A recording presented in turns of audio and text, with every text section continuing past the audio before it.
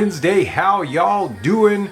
I'm back on track, back in the flow of things and stuff. But one thing, I wanted to talk about the Neon Museum. I talked about how I went, there one year, and it was one of the hottest days in Vegas. And it was just, I wanted to enjoy myself, try to enjoy myself. It was cool seeing the things, but I was just so miserable with the heat. It's just so draining, and, sweating through my shirt, through my pants, just completely soaked. It was just not a fun experience when it comes to that. But this year was a lot different. The weather was a lot better. I know that I'm changing my times of when I visit Vegas from now on. I'm probably not going in the summertime anymore. It'll probably be something where I go, my yearly trip will probably be at the end of October like this year, and then thinking about going back in April, depending on finances and stuff, because I do enjoy it out there. And now that I know the cooler weather is just so much nicer, I'm going to take advantage of that. But the Neon Museum, it's just such a wonderful place. It's just seeing the history, and I did a tour that was about Las Vegas and the movies and stuff, and Trinity was the tour guide, and she knew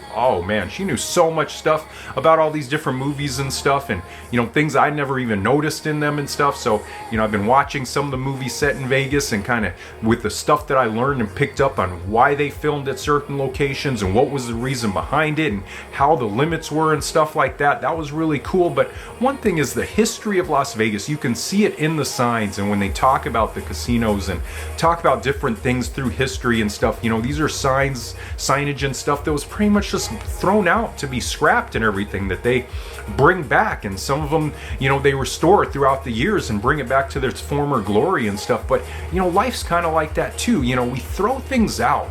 We don't think about the history of it. We do that a lot with relationships. We don't really think about the history of what's going on there and stuff, and how important it was and stuff, and the way that things can and will change as time progresses and stuff. And I think that's something for us to think about, really, is just how many times do we throw away history, that 20 years down the line, that's the thing to think about. When you're a young person, you don't see that far ahead. When you're an older person, you can start to see back, and you can start to see that, that relationship was actually a good and decent relationship, and it could have been something fruitful, but, for stupid, foolish reason, it got thrown to the scrapyard and stuff. So just something to think about, is that history is how just things, just how we treat other things relates to the way we treat ourselves or people, the way we treat, materialistic type of things and stuff.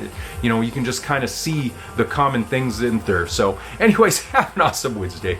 You're an awesome, amazing human being, and I love you so much. Peace out and bye.